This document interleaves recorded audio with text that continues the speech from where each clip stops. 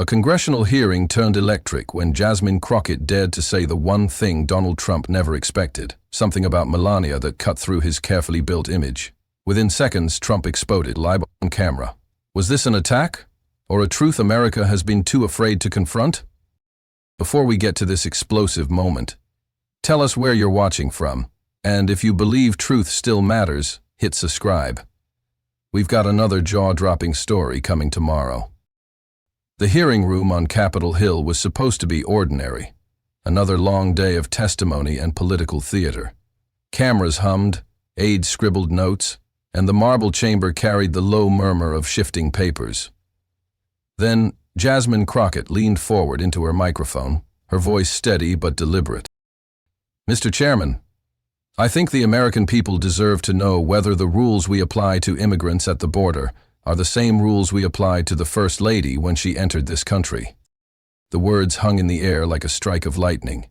For 10 full seconds, no one moved. Eyes darted toward Donald Trump, who sat upright, his complexion tightening, his lips parting as if to respond but failing to form the words. Around the room, the silence grew heavier, pressing into the wood and stone, vibrating against the hot television lights. Voices in broadcast booths jolted to attention. Headsets crackled. A segment that had seemed routine now carried the weight of a seismic headline. On the monitors, editors froze the exact frame of Jasmine's calm delivery, her tone controlled, her gaze fixed, not accusatory, but unflinching. The audience in the gallery, mostly staffers and a few journalists, realized they had just witnessed a moment that would ricochet far beyond the chamber walls. Was this an attack? Or an exposure of hypocrisy hiding in plain sight?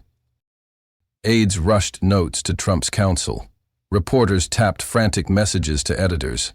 The panel chair cleared his throat, fumbling to regain control of the proceedings. But the words were already out in the world, alive and burning, impossible to reel back. Within minutes, producers clipped the segment, sliding it into primetime reels.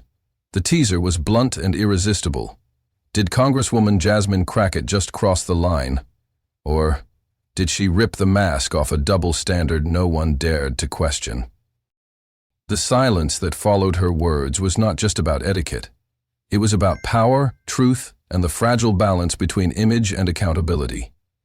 10 seconds of stillness had set the stage for an explosion the nation would not soon forget. Jasmine Crockett's rise was never about polish or pedigree. It was about survival, about turning the grit of her early years into fuel for a career that demanded more than performance. It demanded proof. Before she stepped into Congress, she spent years in Dallas courtrooms as a public defender, where the only thing standing between her clients and a system bent on crushing them was her voice, her research, and her stamina. She built her reputation on being relentless with facts, carrying binders stuffed with documents that other attorneys overlooked. Judges learned that when Crockett stood up, she wasn't bluffing. She had the receipts. Her connection to immigration cases came almost by accident when a young mother from El Salvador, trembling and clutching her toddler, was handed a deportation notice, despite filing every form correctly. Jasmine remembered the way the judge barely glanced at the stack of papers before upholding the order, his tone dismissive, almost bored. The mother wept silently, as if the decision had been preordained. Jasmine walked out of that courtroom vowing she would never again let bureaucracy disguise itself as justice. For her, cases like that crystallized the truth. Rules weren't applied equally. They bent for the powerful and broke those without it. That lesson followed her into politics. When she won her seat in Congress, she carried the same mantra into every committee hearing. Rhetoric was cheap, receipts were everything. Colleagues learned quickly that Crockett would not waste breath on slogans. If she raised a claim, she backed it with evidence, records, transcripts, contracts, anything that transformed debate into undeniable fact. Her style wasn't flashy, but it was surgical, the kind that left opponents flailing in front of the cameras. Behind the sharpness, though, was a strategist's caution. Rena, her trusted chief counsel, often reminded her to choose battles carefully. Receipts are powerful, Rena warned, but timing matters even more. Together they developed a rhythm. Jasmine would push, Rena would weigh the fallout, and together they would decide when to strike. That balance allowed Crockett to avoid the traps that swallowed other freshman legislators who mistook noise for impact. So, when the immigration hypocrisy question landed in her lap, whether the standards applied to border families were the same standards applied to the First Lady, Jasmine didn't stumble into it. She had studied the terrain, collected fragments of documentation, and waited for the moment when silence would speak louder than any accusation.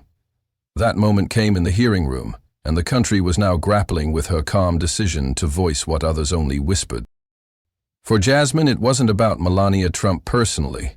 It was about the larger principles she had been fighting her entire career: equal rules, equal application. But by invoking the most protected name in the White House, she had ensured the fight would not just be legal or political. It would be cultural, personal, and explosive. Donald Trump had always treated his family as more than relatives. They were armor, part of the spectacle he presented to the nation. Melania's elegance, her foreign-born mystique, became both shield and sword in the battles he waged. Any challenge to her was cast as cruelty, an assault on decency, a reminder of how critics hated him so much they would even target his wife. Within his orbit, loyalty to that narrative was non-negotiable. Vice President Holt exemplified that loyalty. At the hearing, his expression had been carved from stone, unyielding, refusing to betray even the smallest flicker of reaction when Jasmine's words dropped like a weight. He knew cameras never blinked and any visible crack would become tomorrow's headline. Behind the scenes, though, Holt was furious, not just at Crockett, but at the fact that Trump's inner circle had failed to anticipate this line of attack. Press Secretary Carla Dent moved quickly to frame the narrative.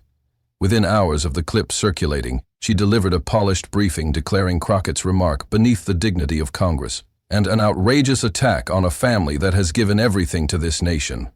Dent's job was never to argue facts, it was to frame feelings.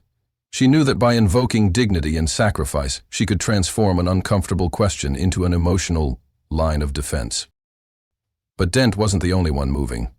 On Capitol Hill, Congressman Maddox and Senator Briggs began drafting a censure resolution against Crockett. Their reasoning was simple. Silence was complicity, and failure to punish would normalize an attack on the presidency through his spouse. They framed it not as partisan revenge, but as a matter of institutional respect. By the end of the day, co-signers began to line up, some out of loyalty to Trump, others out of fear of being labeled weak. The media ecosystem was primed for the clash. Conservative outlets blasted Crockett as vindictive, calling her remarks character assassination. Liberal voices framed it as long overdue accountability, asking why millions of ordinary immigrants were scrutinized within an inch of their lives, while the First Lady's path remained wrapped in silence. Social media fractured instantly. Hashtags weaponized by both sides, family off limits, clashed with equal rules, each tweet escalating the volume of the conflict. Inside the White House, Trump's anger was volcanic. To him, it wasn't about policy or precedent. It was about dominance. Someone had dared to use Melania's name in a context he didn't control. And for a man who built his political persona on never letting challenges go unanswered, the next move was inevitable. The silence in that hearing was over. The war of response had begun. The hearing room was supposed to move on. After Jasmine Crockett's calm remark about Melania's immigration path, the chair tried to steer the discussion back to budgetary matters. Micro-weathering hufferys flicked, and aides whispered hurried reminders to stay on track. But the air had changed. Every member knew it. The silence that followed her words lingered like smoke after a fuse had been lit. Republican members pounced first, their strategy clear. Frame Jasmine's comment not as a legitimate question, but as a disgraceful breach of congressional decorum. Congressman Maddox leaned into his microphone, his voice heavy with indignation. Family should be off limit.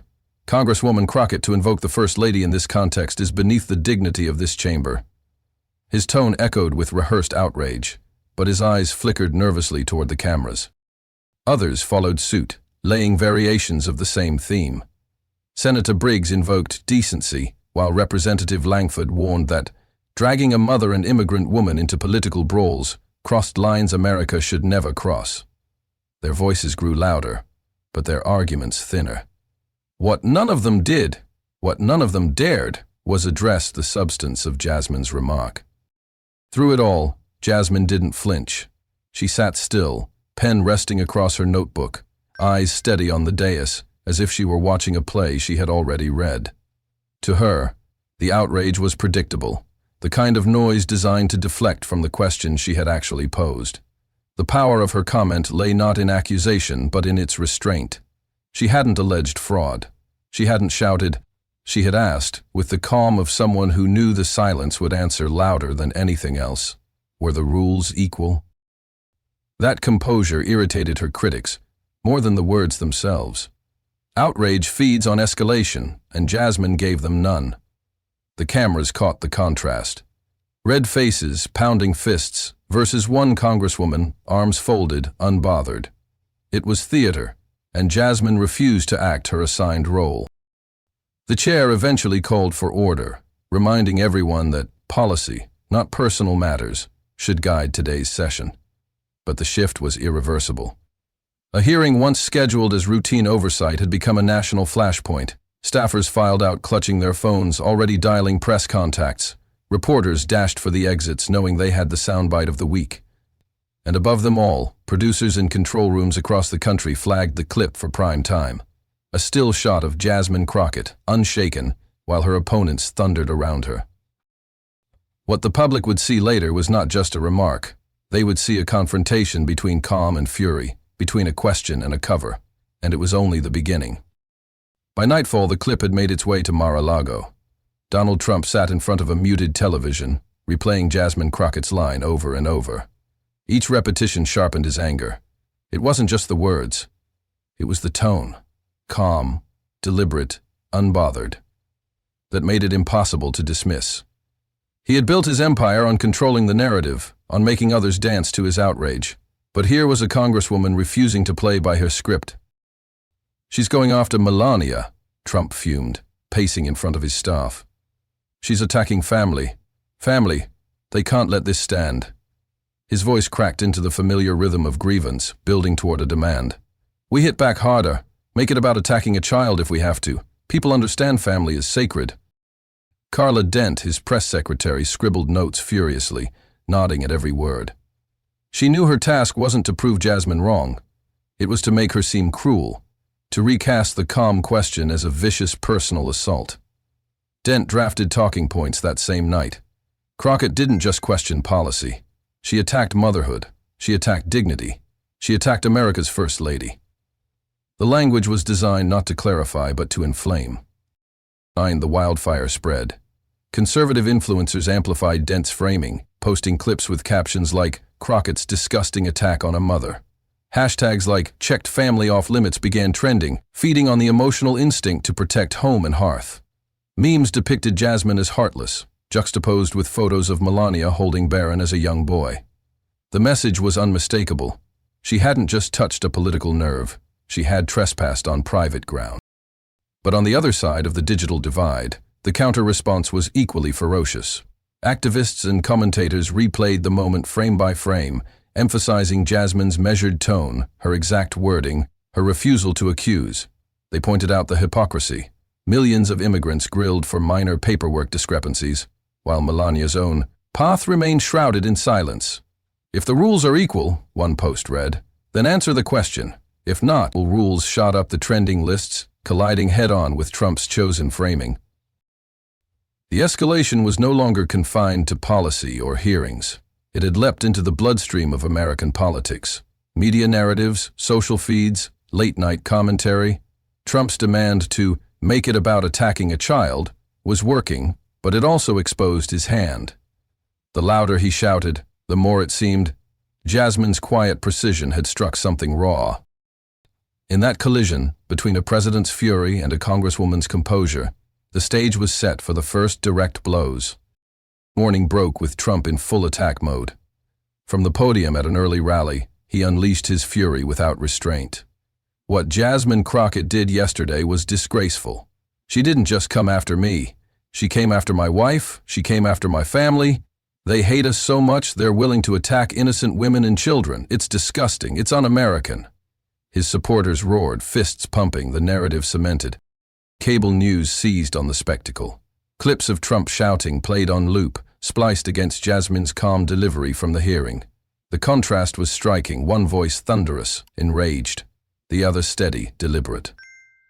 For many viewers, the juxtaposition only sharpened the sense that Trump was overreacting, turning a question into a crisis of his own making. Jasmine's response came not from a podium, but from a CNN interview later that afternoon. Seated against a plain backdrop, she spoke without theatrics. "This is not personal. This is political, and it is factual. Millions of immigrants are scrutinized under rules that are supposed to apply equally. If asking whether those rules were applied here is considered an attack, then perhaps the problem isn't my question, it's the silence that follows it." Her words landed like a second strike. Calm, clear, impossible to twist without distortion. CNN played the clip hourly, and commentators noted how she avoided venom, refusing to match Trump's fire with fire.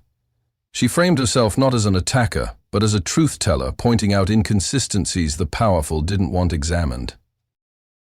The backlash, however, was ferocious. Right-wing radio lit up with fury, demanding punishment. Hosts thundered about censure, warning that if Crockett wasn't reined in, no family and politics would be safe. Callers chimed in, echoing Trump's claim that she had crossed an unforgivable line. In Congress, Maddox and Briggs fast-tracked their resolution, adding new songers by the hour. The machinery of outrage was turning, grinding toward formal retaliation. But something else was happening too. Ordinary Americans, teachers, veterans, small business owners, began posting videos and letters online. Some shared their own immigration stories, describing the endless scrutiny they endured. Others simply asked, why can't the same rules apply to everyone, no matter their last name? Their voices didn't trend as loudly as Trump's rallies, but they resonated deeply with viewers who saw fairness as a core American value. The first blows had been exchanged. Trump had his rant, his fury projected across microphones and stadiums. Jasmine had her calm rebuttal, clipped into sound bites that spread with quiet persistence. The lines were drawn, the battle unmistakable. What had begun as a single remark in a hearing was now a national showdown, the kind that no one could easily walk away from. By the second morning, the story wasn't just on television, it was everywhere. Social media timelines erupted into open combat, hashtags firing like digital artillery.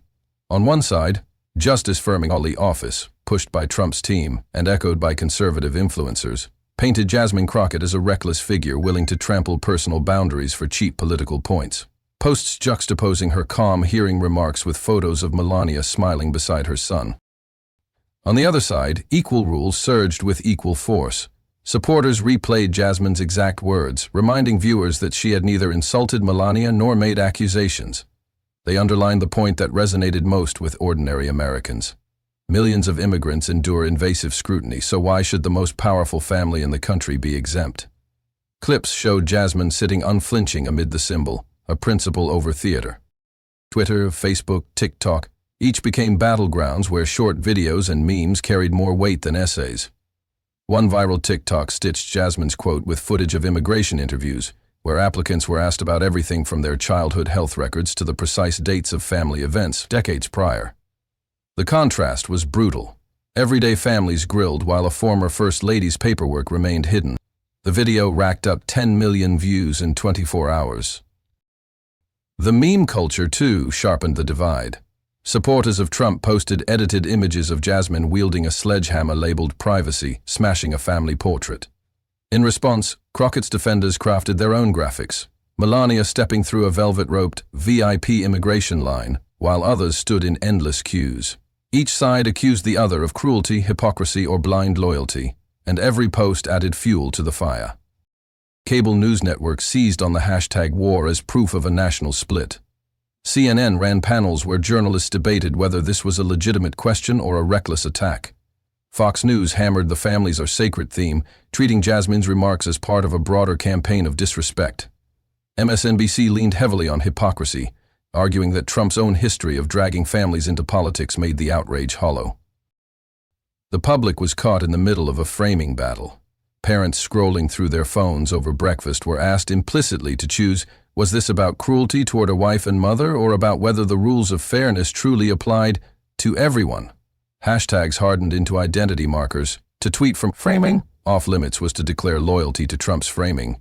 To push equal rules was to side with Crockett's message of accountability. What made the war explosive wasn't just speed, but scale. Hashtags usually flare and fade, but this one spread across demographics. Teenagers in high schools used it in debates about civics. Church congregations worked it into sermons about honesty versus compassion.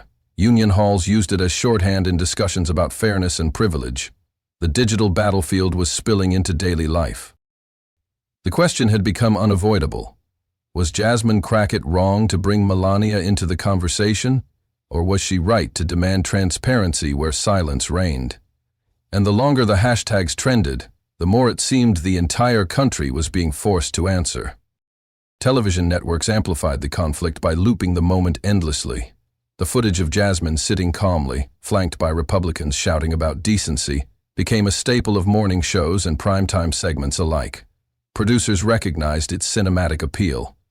One woman refusing to flinch while an entire party thundered against her. It wasn't just politics, it was drama, packaged and replayed until it burned into the national imagination. Late-night comedians added their own spin. One monologue joked, "Trump says families should be off limits, unless it's Hunter Biden, Meghan Markle, or anyone else he doesn't like." The audience roared. The laughter carrying the underlying point, hypocrisy, was hard to ignore. Another host quipped, "Crockett didn't throw a punch, she asked a question, and Trump acted like she broke into his house with a battering ram." The humor didn't just entertain, it reframed the debate in plain terms that ordinary viewers could digest. But while jokes dominated comedy shows, news analysis programs dug deeper.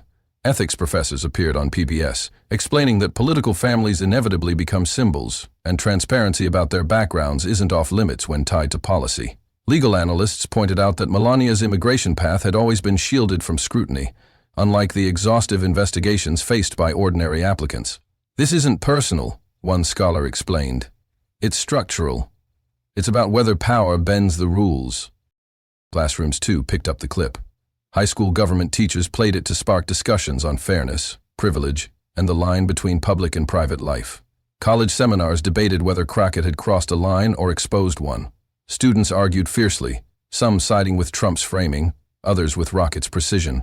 Cafeterias echoed with the same energy as Twitter feeds: attack versus accountability, cruelty versus candor. Barbershops and diners joined the chorus. At a diner in Ohio, customers debated whether Crockett was brave or reckless. One man argued that bringing Melania into politics was unfair to someone who hadn't run for office. A woman countered, "But if her story doesn't matter, why did my cousin have to answer 50 questions about his high school GPA just to get a visa?" Across the country, the debate slipped into daily conversations, the clip acting as shorthand for deeper frustrations. Meanwhile, polling firms scrambled to measure the fallout. Flash surveys revealed a striking split.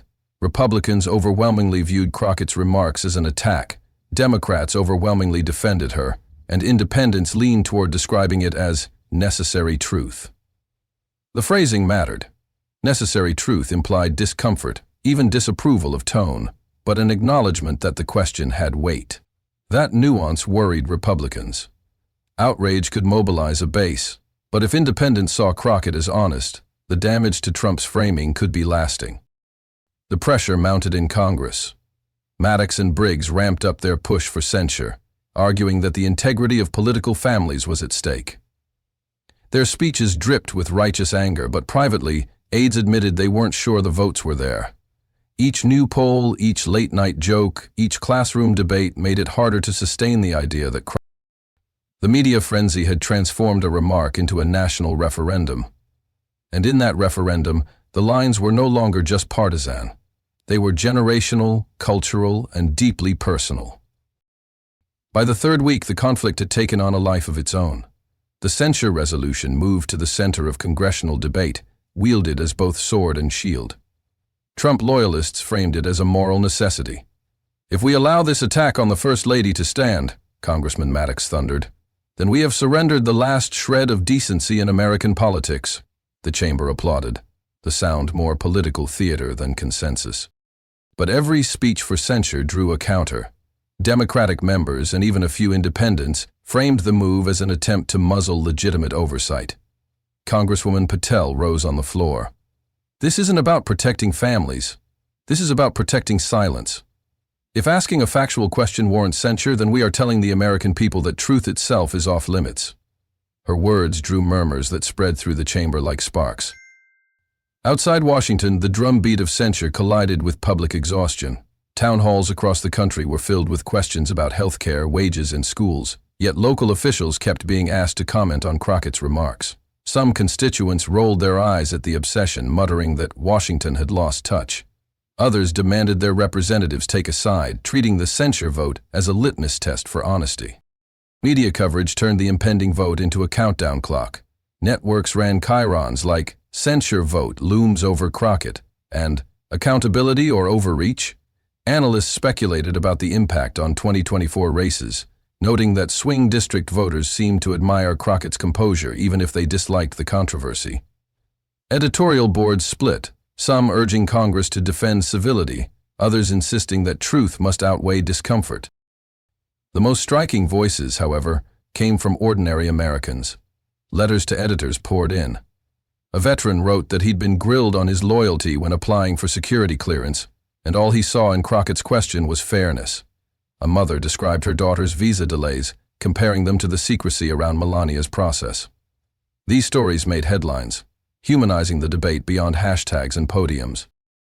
Meanwhile, late-night shows doubled down, mocking the idea of censor itself. One comedian cracked, "They want to censor her for asking a question? What's next, banning kids from asking why?" The sky whisked past to serious truth. The very act of trying to punish Crockett risked making her question bigger, louder, and more unnegotiable. Flash polls reinforced that risk. While Republican voters demanded discipline, independents increasingly described the push as political overreach. The more the drumbeat grew, the more it threatened to backfire, casting Crockett not as a villain, but as a truth-teller punished for daring to ask. By the eve of the vote, the divide was unbridgeable. Trump's allies thundered about decency, Crockett's defenders insisted on accountability, and the public braced for a spectacle. What began as a single calm question had detonated into a full-blown battle for America's conscience. The stage was set. The next act would not just decide Crockett's fate, it would reveal how far America was willing to go to protect truth, even when it cut close to home. The moment Jasmine Crockett's words about Melania Trump's path to citizenship hit the airwaves, it became more than a political talking point. It became a cultural spark. Across campuses, community centers, and even church basements, people gathered for impromptu sit-ins and discussions under a single banner. Who gets to belong? Students in college cafeterias sat with hand-painted signs, their voices echoing in cavernous halls, as they asked why ordinary immigrants faced endless scrutiny while political families seemed untouchable. The conversation wasn't about Melania as a person anymore. It was about systems, privilege, and fairness. Teachers picked up the moment in civics classes. Some replayed the clip as a prompt, telling their students, "This is what accountability looks like when politics collides with family." Veterans stood up at town halls, saying they had fought for rules applied equally, not selectively. From PTA meetings in suburban Illinois to neighborhood barbershops in Atlanta, the refrain was the same. If the law is supposed to be blind, why does it seem to squint when the powerful walk by? The phrase "same rules for all" leapt from a grassroots tweet to a nationwide chorus. The hashtag "same rules for all" trended within hours, becoming a rallying cry that crossed ideological lines. Progressives saw it as validation of long-standing arguments about privilege. Moderates viewed it as a plea for basic fairness. Even some conservatives quietly admitted that double standards hurt credibility. The simplicity of the phrase gave it power. You didn't need to know the intricacies of immigration law to understand the principle it carried. Protests weren't just about rage. They carried a sense of solemnity. Families held up manila folders in rallies, marked versions of the post-nup folder Melania had once been rumored to carry, this time filled with symbolic papers demanding fairness. Children marched alongside their parents, clutching signs scrawled with crayon that read, "Do rules count for us too?" These were not angry mobs, but communities turning a viral clip into a collective question about belonging in America. The cultural impact was undeniable. News outlets documented a shift in tone, less about scandal, more about values. The clip wasn't being replayed just to embarrass. It was being replayed to teach. It became a symbol of how a single sentence, in a hearing, could open a window into deeper truths. For Jasmine Crockett, the moment proved that her calm delivery had cut through the static, transforming a confrontation into a teachable flashpoint that ordinary people could claim as their own. If the cultural impact was powerful, the political and industry fallout was seismic. Campaign war rooms lit up with strategy calls the moment's polls showed voters discussing fairness more than decorum. Jasmine's campaign donations surged overnight, grassroots contributions pouring in from small donors across the country, each one tagged with a note of gratitude. "Thank you for saying what we've been too afraid to," read one $25.00 donation message. By week's end, Crockett's fundraising had smashed her quarterly target, a sign that the public wasn't punishing her for naming the double standard, they were rewarding her. But the same clip also drew darker shadows. Jasmine's office inbox filled with threats, some chilling enough to require enhanced security measures. Staffers described sifting through emails that swung from handwritten letters praising her courage to venomous lines warning she had crossed the line. Yet alongside the vitriol came envelopes containing photocopied documents, supporters sharing their own immigration struggles, folded with care and mailed with the hope that someone in power might finally listen. It was a strange duality, fear and gratitude, anger and hope, colliding in the same stack of mail. In Washington, the fallout rattled institutions. Quietly, House committees began requesting travel reconciliations and documentation tied to first family privileges. Careful not to name Melania outright, but unmistakably connected to the questions Crockett had raised. White House counsel issued firm denials of any wrongdoing, insisting family matters were private. Yet the very fact that committees were stirring proved that Jasmine's line had cracked the protective shield surrounding Trump's inner circle. Staff leaks suggested that internal memos had already gone out instructing officials to avoid ad-libbing on matters of spousal immigration. Advocacy groups saw an opening. Civil rights organizations, immigration reform coalitions, and government accountability watchdogs all rallied behind a new banner: same standard.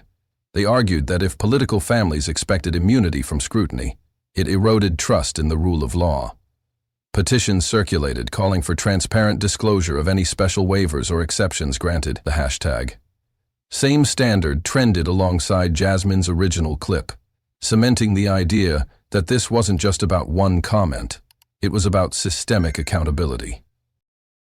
Meanwhile, the political industry churned. Conservative talk shows used the clip as proof of supposed cruelty, demanding censure. Progressive outlets framed it as courage, urging their audiences to amplify the message. Centrist commentators, for once, didn't hedge. Many admitted Jasmine had exposed a hypocrisy too glaring to ignore. Lobbyists quietly took note. If the public conversation could shift this quickly over one remark, it signaled a volatile election cycle where cultural narratives might outweigh traditional policy debates. By the time the dust settled, it was clear. Jasmine Crockett had forced Washington to look at itself in the mirror. And whether people hated her or hailed her, the confrontation had left permanent fingerprints on the political landscape.